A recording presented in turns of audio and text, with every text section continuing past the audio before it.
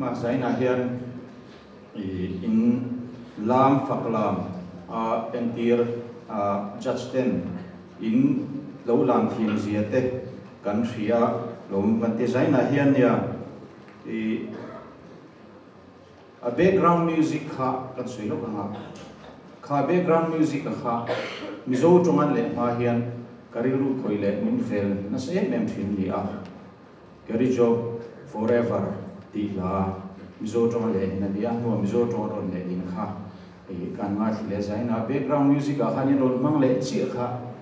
in lam lai khan amu ta lo chen thina ni amu ta lo chen thina ama atlai na min khoi thin da nang khan zaina pon min khoi non le a kha kha tan chon pa son na zaina ja chamin mang ve lo ta hi ka tan chuan ma son na ka munon le ti kha kan soi du a chu kha la kha aro puya nali so krista mantana athina athole na atorna tha te arsi te jing cho te po anui ruwe ni ti la aron puan chuana ni a kha kha kan thathoi ka ring kan soi ve rim primani kan performance kha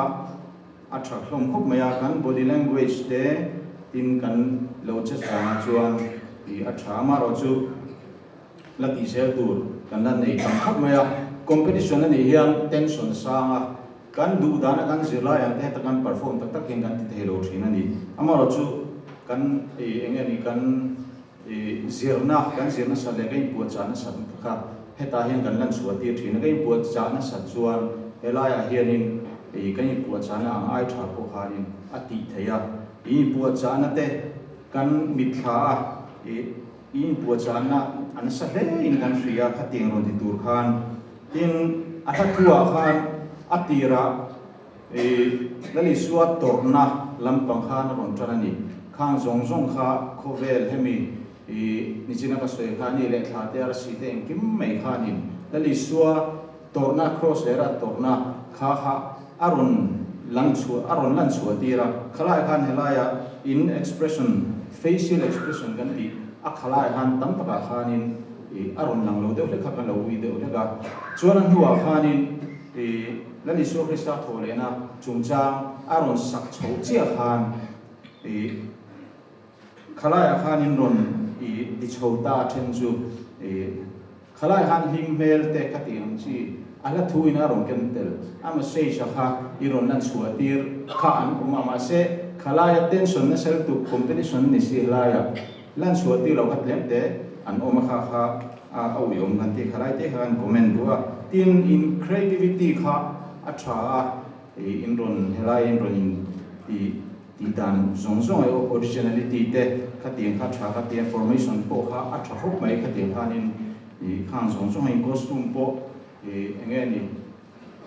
ron ti chuai lo simple si helaya all te thil ti theyang chi khain ron ti feka khang kha rem chan nei le thiam katia atha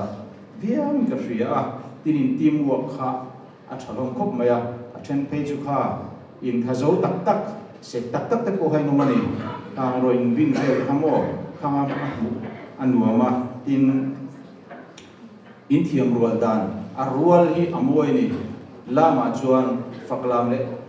thildanga po group anga lama chu arwal khamoi me mani khala khan temin rual le zolen ti thei khanin du tu samani don ti kha kan soi duwa chuan to pera chuan pathian joy moin lolam zelu te hian kan du'a thalai te taksa pathian ta nei soi remote te heting te hi a thai me mani ti kha kan soi du'a tin i khatinga a background music te le khating thlang fu kha aro pui kan ti a i judge te po kan rilru a khoi le ni ti kha kan soi du'a in chunga in zawai chunga kan lo me mani ti kha soi ni